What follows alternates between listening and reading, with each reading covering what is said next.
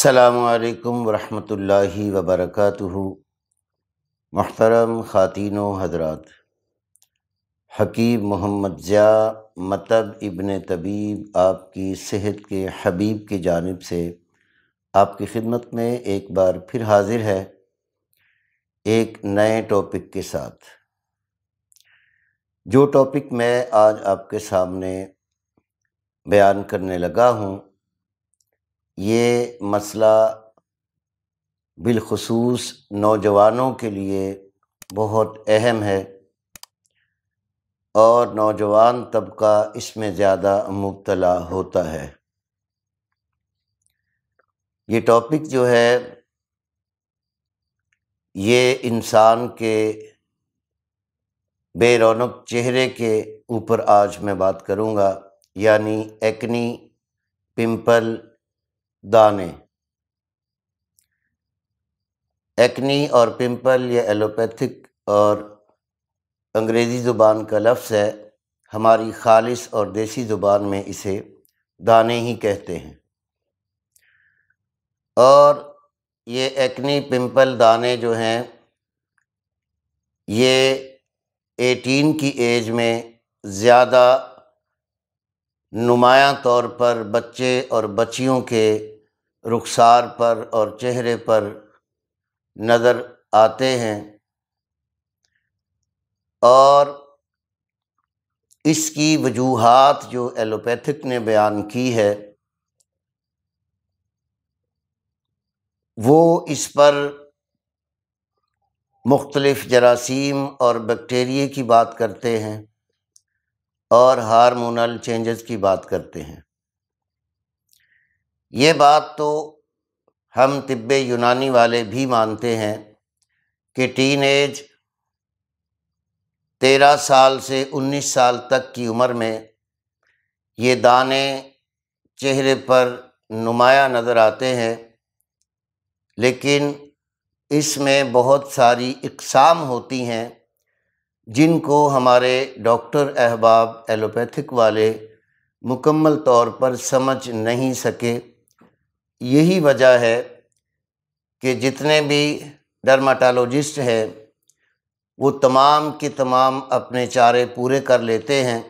لیکن پھر بھی مریض میرے پاس ہر طرف سے ٹھوکریں کھا کر، چہرہ بگاڑ کر، مختلف قسم کی کریمیں، کیمیکل، اینٹی بائیوٹک، اسٹیرائڈ بھی دیے جاتے ہیں، اور بعضوں نے تو اس میں آپریٹ تک کروایا، لیکن اس کا واضح حل کوئی نہیں نکلا۔ پھر بھی یہ نمایاں طور پر چہرے کی بدنمائی کا سبب بن جایا کرتے ہیں۔ طب یونانی میں اس کی جتنی وجوہات ہیں، اس تحقیق میں کچھ چیزیں ایلوپیتھک کے ساتھ مشترکہ ملتی جلتی ہیں۔ Number 1، hormonal changes. جب بندہ 13 سے 19 سال کے درمیان، چاہے وہ بچہ ہے یا بچی، ان کے جب ہارمونز کی چینجنگ کا وقت آتا ہے اور گلینڈ ان کے صحیح کام نہیں کرتے جو کہ جگر کے ماتحت ہیں، تو ان میں یہ پمپل اور یہ ایکنی اور یہ دانے بہت رونما ہو کر سامنے آتے ہیں اور چہرے کی بدنمائی کا سبب بنتے ہیں۔ بلکہ بعض ایسے مریض آتے ہیں جن کی شادی نہیں ہو پا رہی دانوں کی وجہ سے، ایکنی کی وجہ سے، اور اس دانوں کی مختلف اقسام ہیں۔ آپ احباب سے گزارش ہے کہ آپ اس پہ مکمل دھیان دیں گے تو انشاءاللہ العزیز کچھ لوگ تو، کچھ مریض تو ایسے ہوں گے جو باتوں کو سن سمجھ کر ہی اور پرہیز کر کے ہی اس موذی مرض سے اپنی جان کو چھٹکارا دے دیں گے، اور اگر بگڑے ہوئے لوگ ہیں تو پھر ان کے سٹیپس ہوتے ہیں، کورسز ہوتے ہیں، ان کا ٹائم لیمٹ الگ الگ ہوتا ہے، ان کی ادویات الگ الگ درجے کی دی جاتی ہیں۔ ہر ایک مریض کو ایک جیسی پوٹینسی کی دوا، چاہے وہ ایلوپیتھک ہو چاہے وہ ہربل ہو، وہ نہیں دی جا سکتی۔ اس لیے اہم اور ضروری بات یہ ہے کہ ایک تو سیلف میڈیکیشن سے بچا جائے، اور دوسرا جتنی یہ کیمیکل والی کریمیں کاسمیٹک کی صورت میں آپ کو جنرل سٹوروں پہ اور میڈیکل سٹوروں پہ مل رہی ہیں، یہ تمام کی تمام جو ہیں یہ ایک قسم کے کیمیکل ہیں۔ اور پھر اعلیٰ کے اعلیٰ جتنے بھی اسپیشلسٹ ڈرماٹولوجسٹ ہیں ان کے ہاں بھی آپ دیکھیں گے آپ کو اینٹی بائیوٹک اور اسٹیرائڈ دیا جائے گا، جو کہ وقتی طور پر آپ کی ایکنی، پمپل اور دانوں کو بٹھا تو دیں گے، لیکن چند دنوں بعد جب آپ علاج بند کریں گے تو پہلے سے بھی کہیں زیادہ نکل آئیں گے۔ تو آج ہم نے یہ دیکھنا ہے کہ یہ نکلتے کیوں ہیں، ان کا حل کیا ہے اور ان سے چھٹکارا کیسے پایا جا سکتا ہے۔ جن دوستوں نے میرے چینل کو مسلسل دیکھا اور سنا ہے وہ بخوبی سمجھ جائیں گے، اور جو دوست میرے چینل پر نئے ہیں ان سے گزارش ہے کہ وہ میرے چینل کا مزید وزٹ کریں، آپ کو ان باتوں کی سمجھ آ جائے گی۔ تو جیسا کہ میں عرض کرتا رہتا ہوں کہ اللہ رب العالمین نے ہمارے جسم میں ایک عضو جسے ہم جگر اور لیور کے نام سے جانتے ہیں، اس کی یہ ذمہ داری لگائی ہے کہ ہمارے خون کو پتلا بھی رکھے، صاف بھی رکھے، اور تمام قسم کے ٹاکسن اور بیکٹیریا اور بیڈ بیکٹیریا ان چیزوں سے صاف بھی کرے اور محفوظ بھی رکھے، اور ہمارے خون کو مصفہ کر کے ہر رونگٹے تک پہنچاتا رہے۔ بیس اس کی یہ بنتی ہے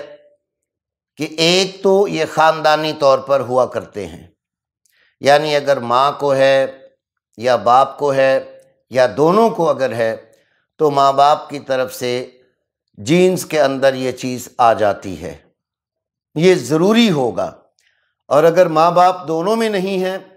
تو پھر تایا، چچا، خالہ، پھوپھی اگر ان میں بھی ہے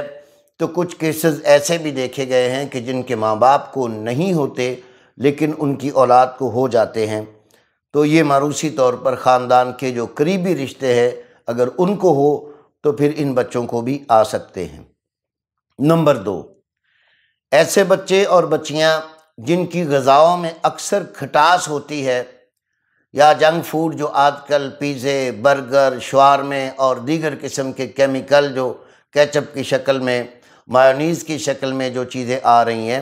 یہ تمام کی تمام چیزیں آپ کے جگر کو کمزور اور آپ کے خون کو گہرا اور انتہائی چکنا کر دیتے ہیں۔ اور یہ جو فیٹ ہوتی ہے، جو چکناہٹ آپ لیتے ہیں،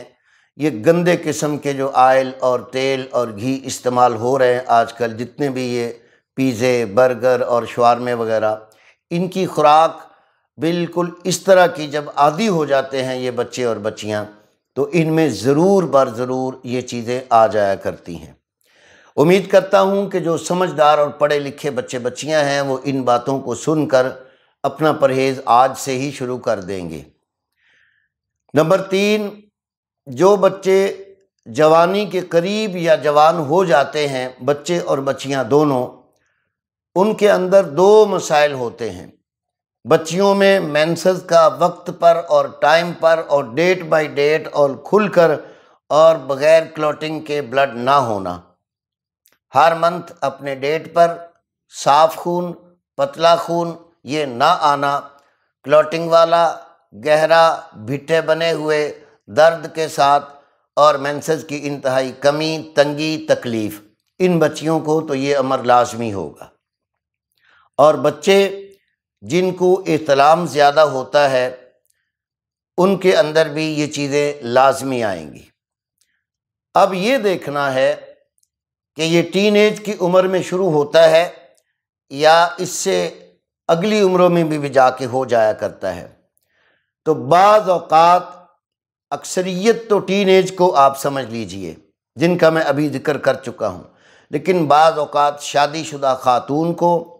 اور حاملہ خاتون کو خاص طور پہ چھائیاں پڑ جاتی ہیں، مہاسے پڑ جاتے ہیں۔ چھائیوں اور مہاسے پر انشاءاللہ پھر کبھی تفصیلی ویڈیو دوں گا،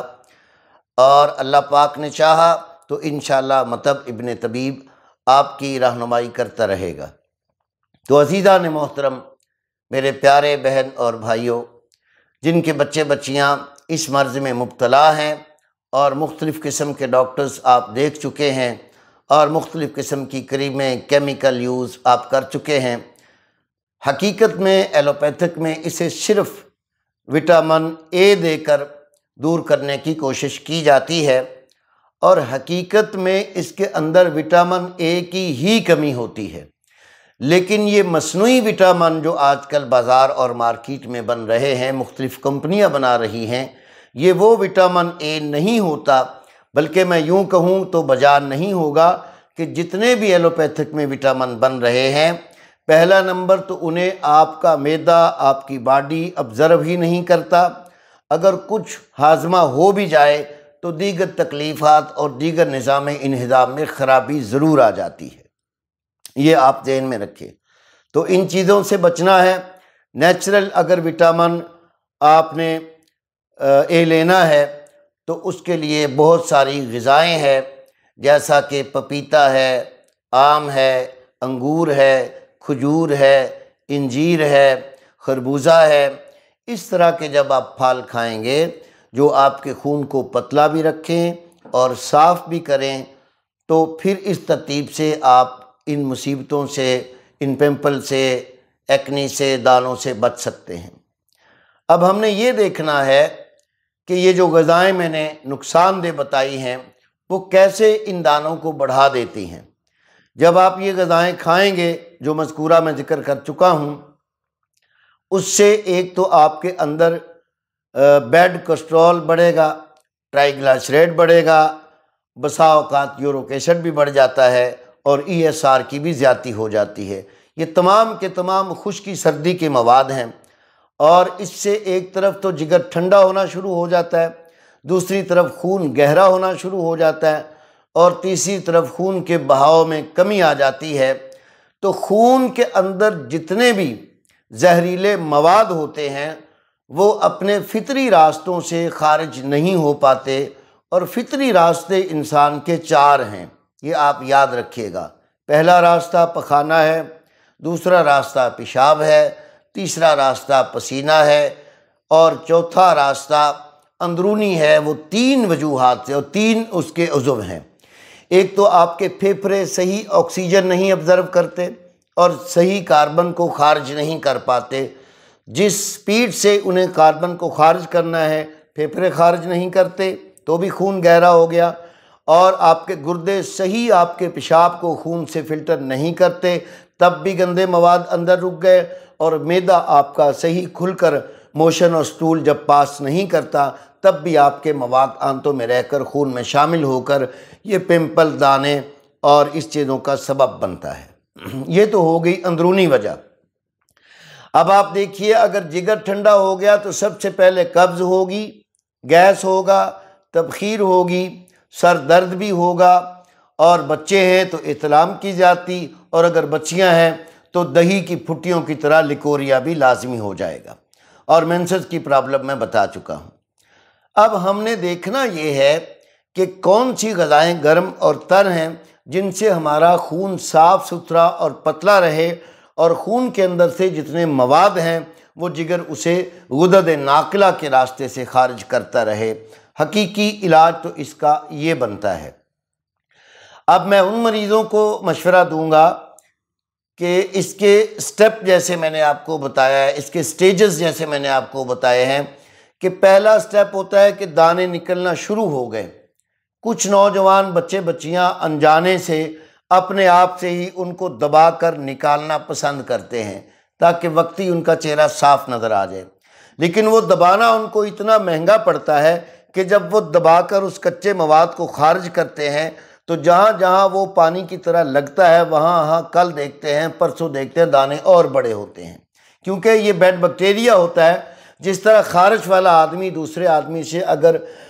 ہاتھ ملا لیتا ہے تو سائنس یہ کہتی ہے کہ 2 کروڑ خارج کا بیکٹیریا دوسرے آدمی میں شفٹ ہو جاتا ہے، کنورٹ ہو جاتا ہے، اس کی جلد پہ اثر انداز ہو جاتا ہے۔ اگر اس کا جگر صحیح کام کر رہا ہے اور اس کا دفاعی نظام ٹھیک ہے، امیون سسٹم اس کا ٹھیک ہے، تو وہ جراثیم مر جاتے ہیں، ورنہ چند دنوں چند ہفتوں میں اس کو بھی خارج ہو جایا کرتی ہے۔ یہی وجہ ہے کہ آج تک ایلوپیتھک سائنس میں مستقل خارش کا جلد کی بیماریوں کا مکمل علاج نہ ہے اور نہ ہی کبھی تھا۔ آگے آنے والے وقت کا کوئی پتہ نہیں، سائنس شاید ترقی کر جائے۔ جتنے بھی جلد اسپیشلسٹ ہیں وہ بھی مختلف قسم کے آپ کو کیمیکل، آپ کو اینٹی بائیوٹک اور اسٹیرائڈ ہی یوز کروا کر اس مرض کو سلا دیتے ہیں یا انجیکشن دے دیتے ہیں جو آپ کے اعصاب کو سن کر دیتا ہے اور آپ کو یہ خارش کا مسئلہ نہیں ہوتا۔ تو انشاءاللہ اس پہ بھی کبھی تفصیلی بات کروں گا۔ اب ہم نے اس کا حل دیکھنا ہے۔ ایک تو غذائیں جو بتائی ہیں وہ آپ نے شروع کرنی ہے، دوسرا آپ نے یہ دیکھنا ہے کہ یہ پہلا سٹیج ہے یا دوسرا سٹیج ہے یا تیسرا ہے یا چوتھا ہے، ان کو سمجھ لیجئے۔ جب آپ کے یہ پمپل نکلنا شروع ہو جائیں تو ایک تو آپ نے ان کو ہاتھ نہیں لگانا، یہ چند دنوں میں پک کر خود خشک ہو کر مواد باہر نکل کے خارج ہو جاتا ہے، وہ آگے نہیں بڑھتا۔ جو لوگ اس کو دباتے ہیں وہ اور پھیلاؤ کا سبب خود بنا لیتے ہیں، پھر ان کا پورا چہرہ بدنما ہو جاتا ہے۔ نمبر 2، دبانے سے نقصان کیا ہوگا؟ ایک تو بیکٹیریا بڑھے گا، مرض بڑھے گی، دوسرا آپ کی جلد کے جو مسام ہیں اصل میں ان مساموں میں آ کر یہ گندا مواد، ٹاکسن وغیرہ اور خون کے جتنے فضلات ہیں وہ خارج ہوتے ہیں جسم سے، پسینے سے، پیشاب سے، پخانے سے۔ جب وہ چیزیں جو میں پچھلی گفتگو میں آپ سے عرض کر چکا ہوں، اگر وہ بیماریاں بھی ساتھ آ جائیں تو پھر یہ ان نرم مسامات میں آ کر یہ پھنس جاتا ہے مواد، اور اس مواد کے نکلنے کی فطری صورت یہی ہے کہ ہم اپنے خون کے قوام کو انتہائی پتلا کر لیں اور گرم کر لیں۔ آپ یاد رکھیے گا کہ جب تک آپ کا خون گرم اور پتلا نہیں ہوتا،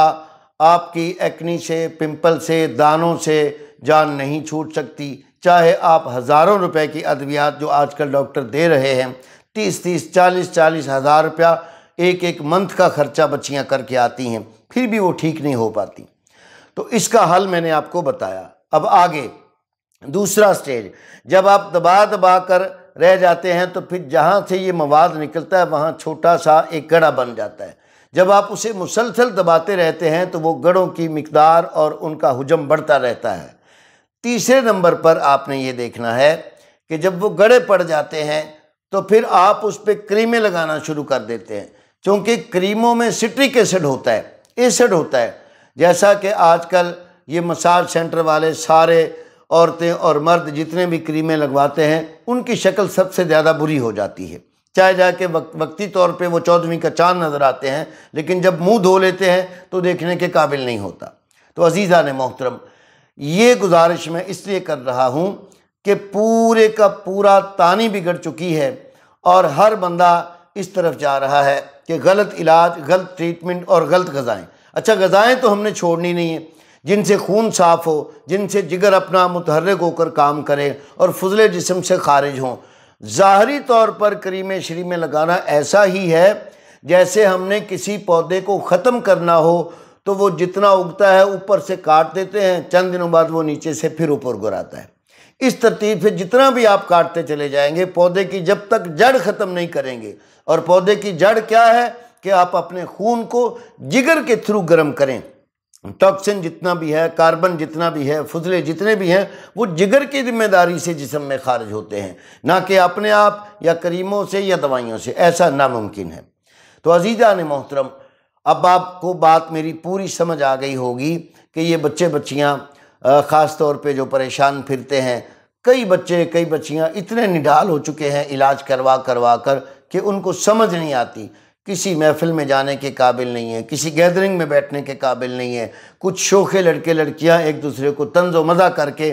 ان کو جینے کے قابل بھی نہیں چھوڑتے۔ تو یہ بہت برا اور دل کو خراش پہنچانے والا مسئلہ ہے جو میں آپ سے ڈسکس کر رہا ہوں۔ تو عزیزان محترم، اس کے لیے اب چلتے ہیں تھوڑا علاج کی طرف، میں آپ کو اشارہ دے دیتا ہوں۔ ایک تو آپ نے ہلدی لینی ہے 1 کھانے والا چمچ، اور ½ ٹی اسپون آپ نے لینا ہے نمک، اور 3 عدد لیموں کا خالی رس نچوڑ کے اس ہلدی اور نمک میں ملا کر کچھ دیر کے لیے رکھ دیں۔ اس میں اتنا سا ایلو ویرا کی جیل ڈالنی ہے اور اس کو مرکب کو بنا کے آپ رکھ لیں،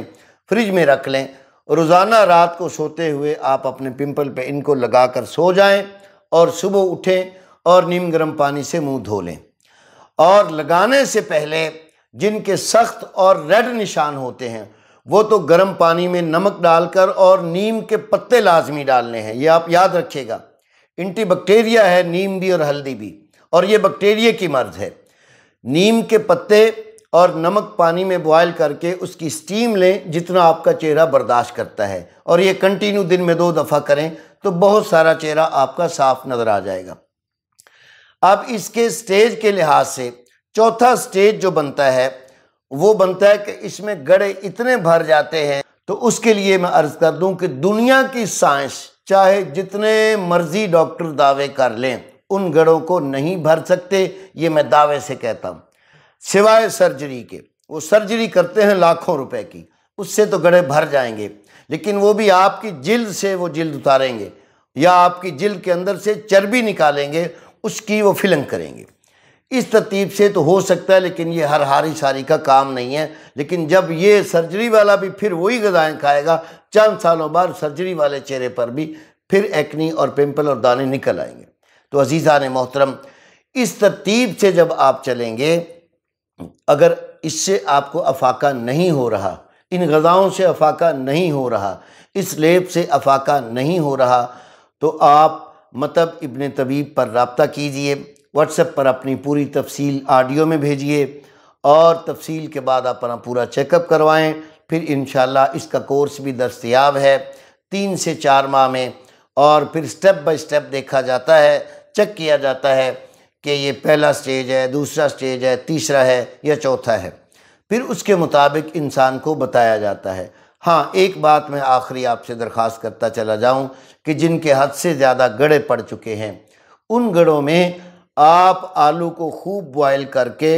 اس آلو کا پیسٹ بھی لگا سکتے ہیں، اور کچے آلو کی آپ تلیاں کاٹ کر اس کا مساج بھی کر سکتے ہیں۔ آلو کے اندر اللہ پاک نے جلد کو رینیو اور رپیٹ کرنے کی طاقت رکھی ہے، یہ آپ ذہن میں رکھیں۔ اچھا، اب آخری بات ایک اور میرے ذہن میں آ گئی اس کے سٹیج کے لحاظ سے، کہ پہلے ہوتے ہیں دانے، اس میں پانی نکلتا ہے، پھر بعض دانے ایسے ہوتے ہیں کہ جن سے خون نکلتا ہے، بعض دانے ایسے ہوتے ہیں جن میں پیپ نکلتی ہے۔ اب یہ اس کے سٹیج ہیں، آپ یاد رکھیے گا، مرض ایک ہی ہے، عضلاتی اعصابی خشکی سردی سے ہی ہے۔ جب پہلے پہل آپ دانہ دباتے ہیں تو پانی سا نکلتا ہے، تو وہ پانی آپ کے تیزابی مادے کو ختم کرنے کے لیے فطری طور پر وہاں آ جاتا ہے، جیسے آگ کے جلے ہوئے پہ آبلہ بن جاتا ہے۔ لیکن جب اس کو کچھ عرصہ زیادہ ہو جاتا ہے تو اس تیزاب کی وجہ سے یہ آپ کا پانی آنا بند ہو جاتا ہے، خشک ہو جاتا ہے، تو پھر اس سے خون آتا ہے، اور جب خون آتا ہے کچھ عرصہ، پھر تیسرے سٹیج میں آ کر اس خون کی طرف جب رکاوٹ ہو جاتی ہے مواد کی، تو پھر خون کے رکنے سے جیسے پرانے زخم میں پیپ پڑ جاتی ہے، پھر ان دانوں میں پیپ پڑ جاتی ہے، تو اسے ہم کہتے ہیں تیسرا سٹیج۔ بیسک یہ عضلاتی اعصابی ہی ہوتے ہیں، اس کے اندر غدی دانے بہت کم ملیں گے، اعصابی میں تو یہ ہوتے ہی نہیں ہیں، یہ آپ یاد رکھیے گا۔ تو ان سٹیجز کو ہم چیک کرتے ہیں کہ یہ پہلا درجہ ہے، دوسرا درجہ ہے، تیسرا درجہ ہے، پھر اس کا جا کر کے ہم علاج کرتے ہیں۔ تو امید کرتا ہوں میرے نوجوان بچے بچیاں آج اس بات کو سن کر، اور اگر جن کو یہ تکلیف ہے وہ خود بھی رابطہ کریں گے، یا جو کلیے میں نے بتا دیے ہیں ان پر عمل کریں گے،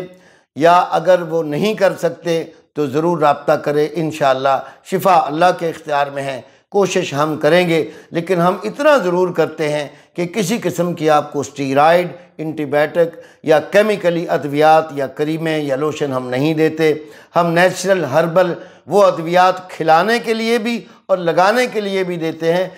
جن کے ساتھ آپ کے خون میں، آپ کے جگر میں قوت آئے اور آپ کی باڈی میں سلفر کی زیادتی ہو، چونکہ سلفر دنیا کے تیزابی خون کو ختم کرنے کا اور صاف کرنے کا ایک واحد کلیہ ہے، اور سلفر آپ کے نمک میں بھی ہے، سلفر آپ کے نیم میں بھی ہے، سلفر ایلو ویرا میں بھی ہے، سلفر آپ کی ہلدی میں بھی ہے۔ اس لیے یہ میں نے چاروں چیزیں آپ کو بتلا دی ہیں۔